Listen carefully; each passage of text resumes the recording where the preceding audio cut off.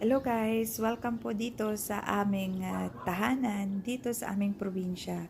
So ayan guys, natapos na dito yung dike na pinagawa ng syempre ng government at mega love shoutout sa contractor at syempre sa government at naayos na yung dike. So eto ngayon guys, ang mukha ng natira, sabi nila ibabalik daw nila yung lupa, dadagdagan nila yung lupa kasi medyo bumaba nga yung lupa. Pero dahil nga sa medyo matagal pa, sabi ko sa ate ko, ipa-flatten na yan at maglalagay na tayo ng ano tawag nito, ng kural kasi naging open sesame na po yung area namin kasi syempre yung aming fence dati ay nasira dahil nga inayos yung dike, normal lang yun.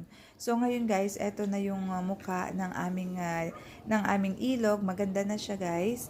Doon sa kabila naglagay din sila ng dike, ewan ko kung gaano kahaba. Pero so far eto na po ang kinagandahan ng aming dike. Maganda na po siya, bago na po siya. Hindi na siya yung dating bako-bako. So ayan, nakadagdag kagandahan dito sa area namin. So ngayon guys, ibina-flatten na natin yung area. So ayun na nga. Yung area na to is ang maganda dahil maraming puno. Kaso nga lang, itong ating ilalagay na fence ay parang i-in-between yata sa bagong inilagay nila na poste ng kuryente at saka yung merong mahogany. So, sabi ng ate ko, bago natin yan lagyan ng fence, kailangang i-clear muna natin yung area. Kung anong lahat na putulin, puputulin na kasi masisira yan pag masisira yung ating fence pag pinaputol na natin ang mga malalaking kahoy. So yun guys, mahogany at saka po yung aming ipapaputol. So nakikita po ninyo dito sa aming area na to, marami siyang punong kahoy.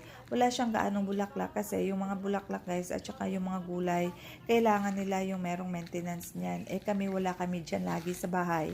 Binibisita lang ng ate ko yung bahay na yan, namin ancestral house. So maganda yung mga fruit bearing trees at saka yung mga eto yung mayroong niyog, mayroong mga avocado, rambutan, lansones, kalamansi, at saka chiko, ganyan. May mga saging din doon sa likod.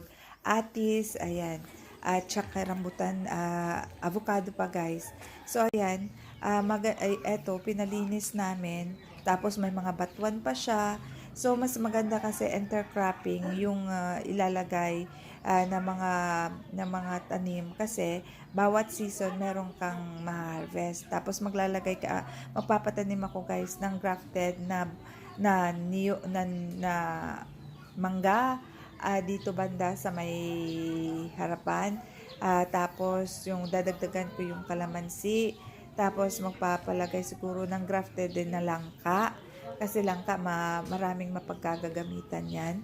Tapos dito sa likod siguro magpapatanim ako guys ng kahit isang dragon fruit lang. Yun nga yung intercroppings para every season meron kaming ma-harvest. O di ba para sa mga kapatid ko, sila naman makikinabang diyan. Pero syempre, wag nating idikit masyado sa bahay para yung syempre alam niyo na may mga dito maglalagay kami ng langka guys. Tapos yung puputulin na niyog, ipapalisa yung kasi yung niyog na yun mataas masyado. So puputulin natin. Maglalagay siguro ako guys ng golden coconut kasi mas malalaki yung kanyang bunga at saka mababa lang siya. Meron na rin kaming yung niyog na matitira, yun ang ano tawag nito, yung malambot na niyog, yun. Um, Tapos dito sa likod, yan nga, yun nga, pinapalinis namin guys. Malaking gastos din pag nagpapalinis. Dito maglalagay ako ng dragon fruit. So ayan na guys, malinis na yung aming paligid. At maganda na siya tingnan. Natutuwa na yung mga kapitbahay dahil syempre, hindi na siya yung parang abandoned house ba. So, yan na nga ang aming project dyan. Magdadagdag pa ng fruit-bearing trees, mga 3 siguro or 4 na klase. So, ayan na guys. Dito sa fish pan na to, lalagyan natin ng grafted na mangga. Yun ang ilalagay dyan. So, ayan na guys. Maganda na tingnan yung ating lugar. Nalinis na doon sa taas. Ayan na nga, yung mahogany na yan, papuputol na yan guys. Bago pa bago pa darating, yung bago pa mailagay na yung ating fence. So, ayan, nakita nyo na guys, malalaki na yung mga punong avocado, yan. Namumunga na yan eh, na ano na siya, talaga mapapakinabangan na talaga yung mga tinanim dati ng tatay ko. So, ayan na guys, napakaganda na ng aming paligid. Natutuwa na ang buong baryo dahil dito yung sa likod na to, yan, dyan guys, dito. Maglalagay pa ako siguro dyan guys, ng isang mangga din. Yan, yung grafted lang, para hindi yung siksikan, hindi sila lalaki masyado.